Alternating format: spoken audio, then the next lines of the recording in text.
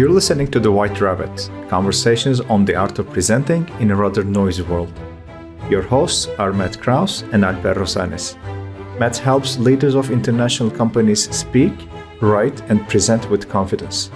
Alper is an author, communications trainer, and a startup investor with a diverse portfolio of companies in Barcelona. If you like this podcast, please share with your friends and colleagues. Now, on to Matt and Alper for today's conversation. Alper, last week we were talking about scalability. Yes. And this week is principle number 6 in the series. And this is a series of 6. So this is the final principle. And what is that principle? I think it's exit, right? It is exit. Yeah. I mentioned it last week when we were talking about the scalability. And the 6th criteria is the exit from the investment. Okay. Yeah. So tell me more. Tell me about exit and tell me more. Well, I could easily say this is one of the topics that I see least of the time when I'm looking at investor presentations. Maybe because it may not feel so good to say, well, here is a great investment, here is what we're offering, here is the opportunity, and here is how you're going to leave. I can certainly understand that sentiment. But as an investor, it's one of the most important criteria for me because it is the only way that I'm going to make an exit is the only way that I'm going to make out of an investment. I'm not going to make money on my investment from the revenue, from the profits of the company. I will need an exit strategy to be able to get my money back, preferably in a higher amount than I invested, and an exit is the only way to do that. That's the only way I can make money. So when you say this word exit, are you talking about me as the entrepreneur, my exit, or are you talking about the exit of the potential investor? I'm talking about my exit as the investor. Now, as I mentioned before, my goal in investing, and I'm going to talk about what some of the exit possibilities are, but before that, I'm going to say my goal when investing in a startup is not to remain a permanent shareholder or part of the company. What I want to do is to multiply the investment that I'm going to make today at a future date and take it back. And exit is the only way when that happens. Of course, when I say exit, let me clarify what I'm talking about. There are different ways of exiting a startup. Well, the most common way of exiting from a startup is through bankruptcy. Well, the project fails, the startup dies, and as an investor, you just have to accept that and continue your life. The only thing that you can maybe receive as a return from that investment is experience. Not one single cent. You get zero, but you get experience, and it's pretty common, by the way. I mean, it's not something that you can avoid as an investor. But that's not the goal. Of course, the goal is to be able to multiply or triplicate or get 5 times more return on my investment at a future date.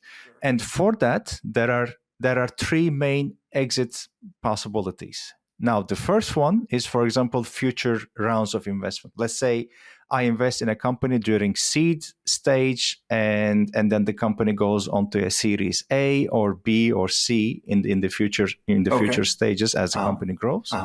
So during those rounds, for example, investors with bigger pockets who are coming onto the table, they may look at the current cap table. They may say, well, there are so many small-time investors like this guy, so we're going to buy his shares. We're going to pay him a premium. We're going to pay more money than he invested, so we're going to buy his shares. They may want to clean the cap table, the ownership of the company. Okay. So in that case, I can negotiate the sale of my shares in the company at a price preferably higher than, of course, what I paid before, and exit the company. That's the end of the road for me as an investor in this project. But I sell my shares and get out. Another exit possibility is the occurrence of a trade sale, for example. In this case, another company or a group of investors, let's say, they want to buy the entire company, and let's say they want to incorporate them into their portfolio or their operations. So in that case, my shares, as well as all the other small investors, all of them are purchased by this new entrant into the company. And depending on the negotiations, this can be pretty lucrative. This can be okay, but I'm not sure if it would be at a loss. So that would be the second way of exiting a company. Again, end of the road for my participation in this company. Yeah. And the third, which makes the most airwaves around the world, is the company grows so much that eventually they go onto an IPO. Then we're not talking about twice, 3 times, or 4 times the returns. We're talking about 100 times or 200 times. We're talking about those. That's why they make the airways. That's why you hear about those. But the thing is, this is such a rare occurrence. Statistically, I don't have any statistics, but we hear about them because they make big news. But at the end of the day, they're not that common. Okay. So I can see, if I'm an investor, or I'm not I'm the entrepreneur, and I'm making a pitch deck.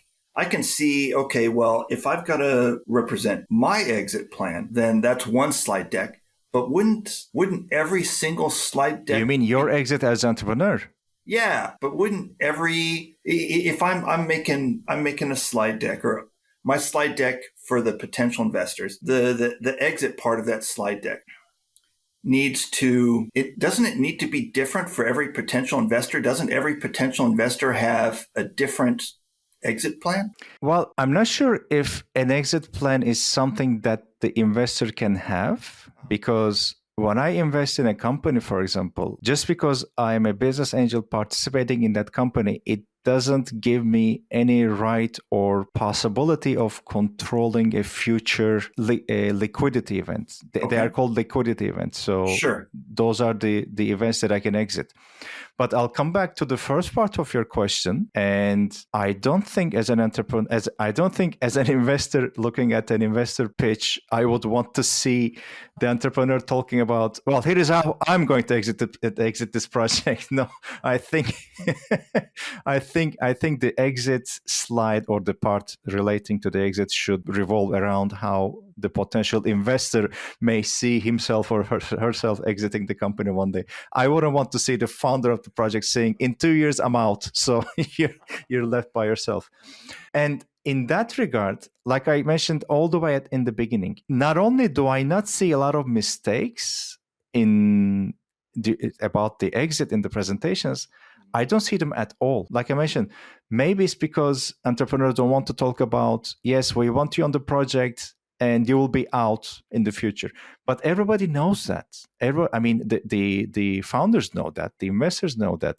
I don't remember from whom I heard, but there was this beautiful saying, the beautiful phrase I heard: investing, like signing the investment agreement for a startup, is like signing the wedding agreement, but at the same time signing the divorce papers. You know that there will be a divorce at a certain point in time. It can be messy. It can be very messy. It can be very lucrative, but it's like we are signing an investment agreement for participating in the company now with the full understanding that we will exit in the future. So there is nothing to hide about this. So if everybody knows that there's nothing to hide, everybody knows that the investor is going to exit at some point. If everybody knows this, why do you think that more pitch decks aren't including this?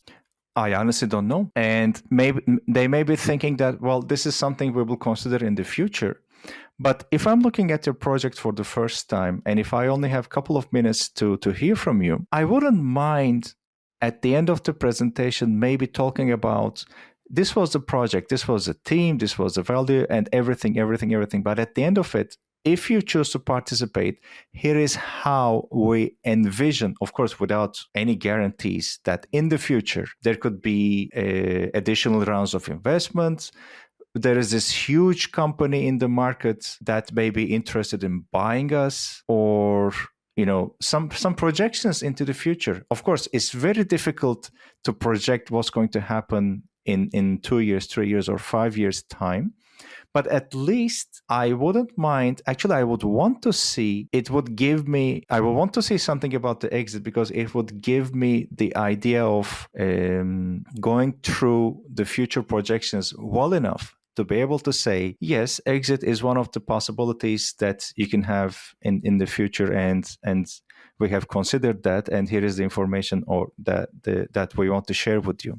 So without any guarantees. No one can guarantee that, of course. So if I'm the entrepreneur and I'm making a pitch deck and I want to have a section in that deck about potential exits, should I have a timeline that says, here's liquidity event number 1, liquidity event number 2, number 3, number 4, and they'll come every couple of years or every 5 years or something like that? Should I have a potential projected timeline of liquidity events? Is that how I should do it? I don't think so, because no one can estimate or predict the timing of future liquidity events. They can happen. They may happen. They may not happen. Okay. But instead of a timeline, I would recommend putting scenarios. Okay. Like without giving a timeline. Here is where we are in the investment. We have finished pre-seed. Now we're looking at seed investments. And the next step that we envision would be Series A. You can say something like, I don't know, 12 to 24 months or 36 months without being very specific about it. And again, maybe some idea about a future valuation based on the data that you can project from today, but with full disclosure that none of this is guaranteed, none of this is promised. This is just some idea to give to the investors about how they may envision themselves exiting from the investment. Okay, so of course they are not obligated to exit. I mean, depending on the conditions of the future rounds, they wouldn't be pushed out of the company, but they may take advantage of the liquidity event. Yeah.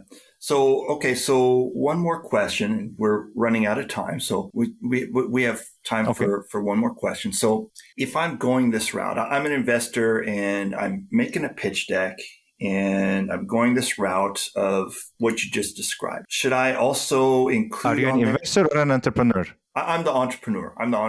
Okay.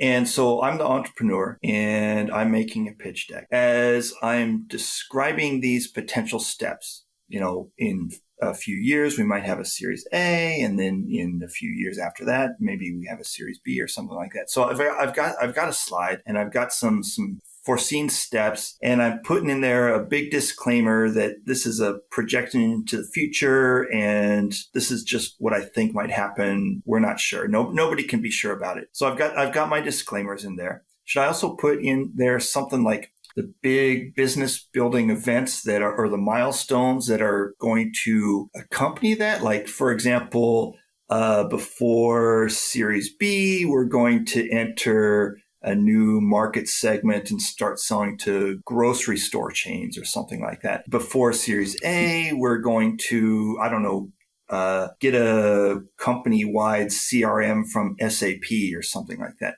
So should I mention some operational milestones in there too? Well, if you're not giving guarantees, because then you would be obligated to fulfill them. Yes. Okay. I could see them going onto the slide, but about the disclaimer, especially about the big disclaimer, maybe it's not even necessary. You can include it in your talking points, and everybody comes to the meeting or the presentation with full knowledge that these are, especially when talking about the future, these are predictions or projections. You may say something, this is how we envision, this is how we forecast a future liquidity event. Of course, there are no guarantees. So since it's not a legally binding document, I don't think you will be required to include disclaimers in that. I mean, everybody knows that you're forecasting the future and there are no guarantees. Yeah. So we've got to wrap this up. So before we go, this series of 6 principles, it was inspired by a mentor of yours in Barcelona. Tell me about who that person is. Yes, Mathieu is my mentor here, and I have learned so much from him in terms of startup investments or the entrepreneur ecosystem.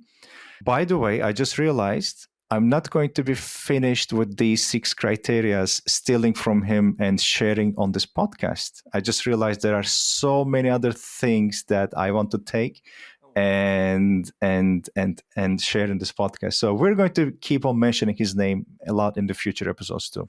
Okay. But these 6 criteria, he actually has a YouTube channel in which he has this series about the 6 criteria. So we will include them in the show notes, the links, and I highly recommend anyone interested in the topic to connect with him and follow him.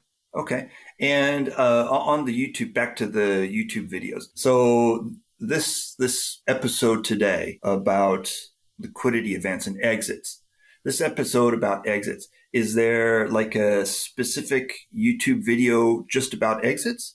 Yes.